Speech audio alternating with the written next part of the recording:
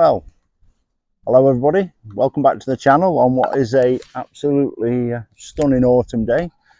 The temperatures might have dropped, but the changing of the leaf colours is really nice to look at. Anyway, today's video, back to it. Latest purchase. I've always looked at these and been curious, but never got around to buying one, and on an impulse in a shop I've purchased this, and it is the Trangia gel burner. So I've not used it yet. We're going to have a play and learn together, see what it's like. So we'll change the camera angle, zoom you in, and we'll have a look at what it can and can't do together, shall we? So here we are, a little bit closer so you can get a better look at exactly what it is. And it's got the Trangia logo stamped in the bottom, and apart from that it is nothing but a glorified aluminium tin. I must admit the lid is quite difficult to get off. The indents in the side of the lid that clip over the rim seem a little too deep, and it is quite hard pressed to get it to go on and locate properly, and to get it off is extremely difficult. So slightly disappointed in that. I'm really struggling to get this off actually. So that's a minus point against it already. I would hate to be trying this with gloves on or with cold fingers, because it really wouldn't work. And you can see how difficult that was to get off. I was trying all the time I was talking to you. That's all it is, an empty tin with a lid. Let's find out if there's anything special about sizing or anything, or whether you could just use any old tin really as a alcohol gel burner. So one of the first things I was curious about was, how does it interact with the rest of the Trangia range? So I've got here my Trangia 27 in the billy, and I'm curious to see whether it actually fits inside the Trangia hole. Yeah, so there you go. It is a special size that actually fits inside of the Trangia windshield. So that's made me feel a little better that I've not spent £9, yes, you heard me right, £9 on just a small aluminium tin. So let's get the Trangia set up, get some gel in it, and see how she burns, shall we?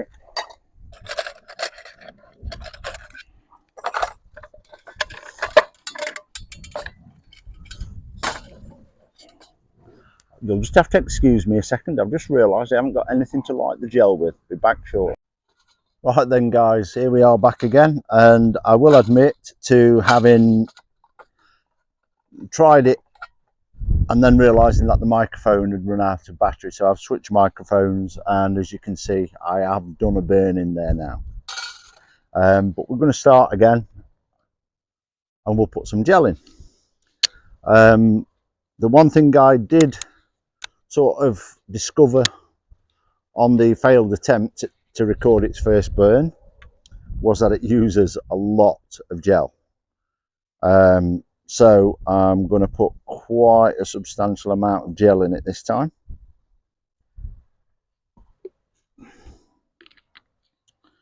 When that settles, I would call that full. We'll just give it a little shake to try and settle it. Yeah, you'd really struggle to get any more gel in there. That is what I would call full.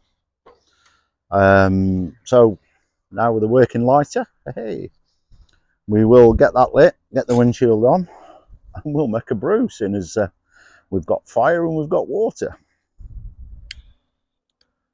So she's lit. Yeah, she's lit.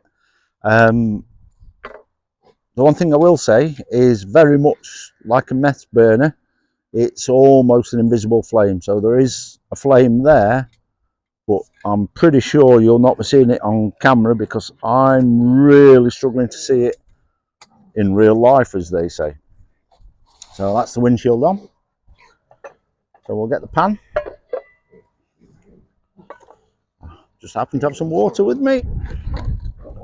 So what we'll do is we'll drop in there good measure of water.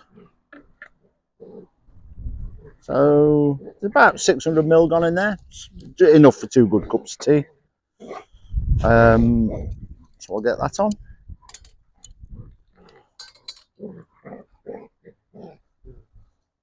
To give it a fighting chance, I will put the frying pan on the top. And what I've noticed is once you've lit it and it gets warm, it does settle a bit, but I would still say that I wouldn't risk putting any more gel in there for fear of it actually bubbling over. So there we go. That's the frying pan on top. Arlo.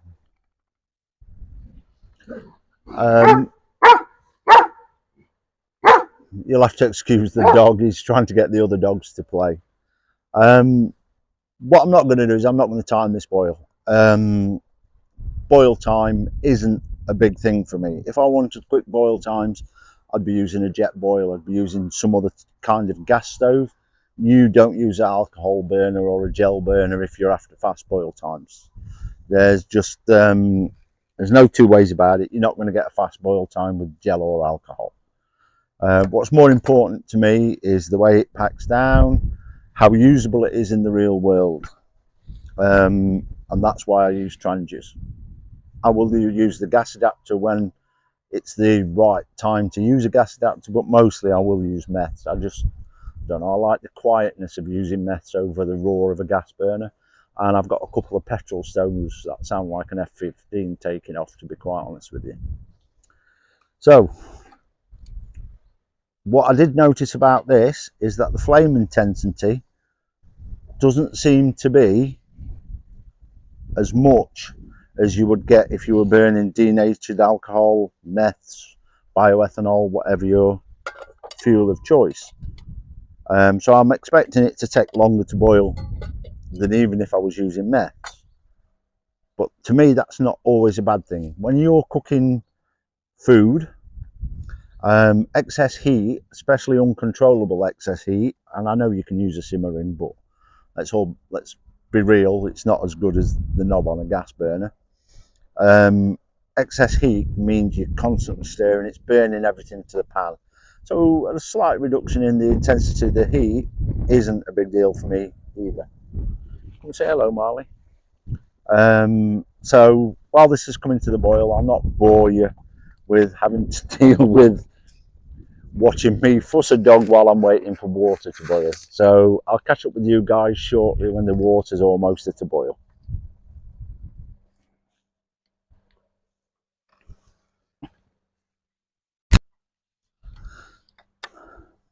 So welcome back everybody. As you can probably see from the steam rising, we've got a good rolling boil.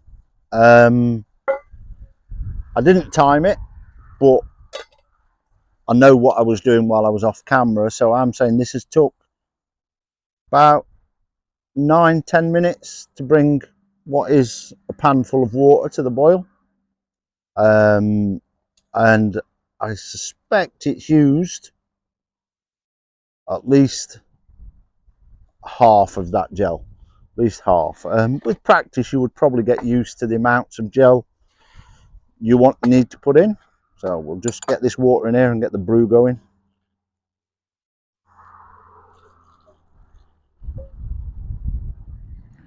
That's what I love about a Trangia. A pan full of water is exactly right for 2 good cups.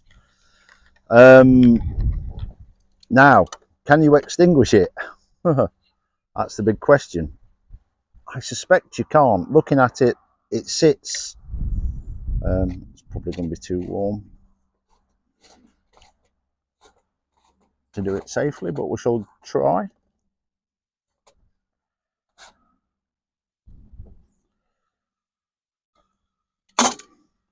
As you can see, it sits really flush with the actual base of the windshield.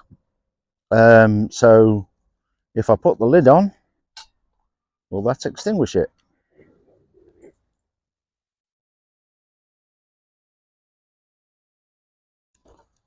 I think that may have put it out.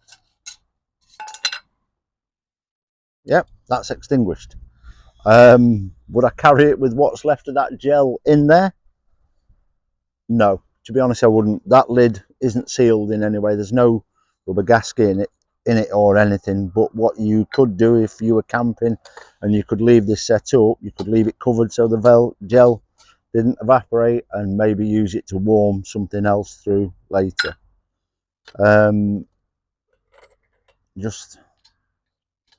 to be honest with you, I say it used about half of that. It's used virtually all of it. Yeah, I'd be surprised if there's a minute's burning left in that, if I'm totally honest with you. Don't know if you can see, but that was absolutely full. And there's just this small area here left with gel in it. The rest of it is just some form of skin. So I'm going to leave that to burn out anyway, because I want to be able to clean it up after use. I'll put the windshield around it just so I don't accidentally catch it. So we started off with 1 litre, and I'm going to say we were up to here. I bet we've used 100 millilitres. Let's call it between 80 and 100 millilitres of alcohol gel to boil enough water for 2 cups of tea, which to me is a lot less economical than the bioethanol I normally use. I would be expecting to use 30 millilitres maybe of bioethanol, if that. So yeah, it uses more gel. The gel is more expensive than the bioethanol I actually buy in bulk. I've just noticed as well on the workbench, on the picnic bench, some of the gel is actually boiled over and put some burn marks on the picnic bench. So even in the Trangia wind burner, yes, I did fill it full, but if you're going to do anything of any length of time cooking, you're going to need to fill it full. It does boil over and drip, so potential fire risk there as well. Right, so am I disappointed in this? To be honest with you, yes I am. Will I be using it instead of a meth burner in future? Definitely not. No, this has got one of 2 futures in store. It's either go into a drawer and just be pulled out every so often as, oh, I remember that. Or, and the real reason I made the impulse buy, is I'm actually planning on getting some of that carbon felt and putting that inside it so as you can use it with meths. So you soak the carbon felt with the meths or with the bioethanol and light it so it's spill proof. Because that's one of the concerns I have about using alcohol. If you spill it, it's going everywhere and you will have a really nasty fire. So that's its most likely outcome. And if I do that, I will film it and we'll go through it and see how successful I am with that. And I'll leave it at that, folks. I've bought one. I've had a dabble. I'm not overly impressed with it, but we'll see what the future holds for it. Thank you for watching. If you've enjoyed this in any way, please hit that like button, or even better, subscribe. And remember, guys, keep on dabbling.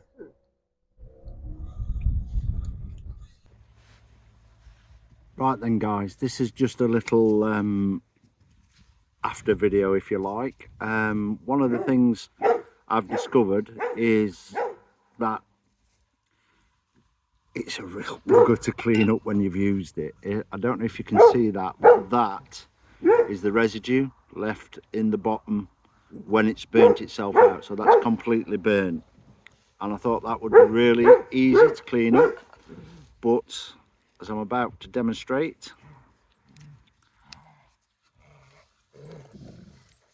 that is extremely tough. That is not going to come clean. So once you've used gel in one of these burners, you're going to be there for hours if you want to get it clean. The only thing you'll be doing is putting gel back on top of the carbon and carrying on burning. So that's just one thing to bear in mind, guys, if you do decide to purchase one of these. Okay, thanks for watching.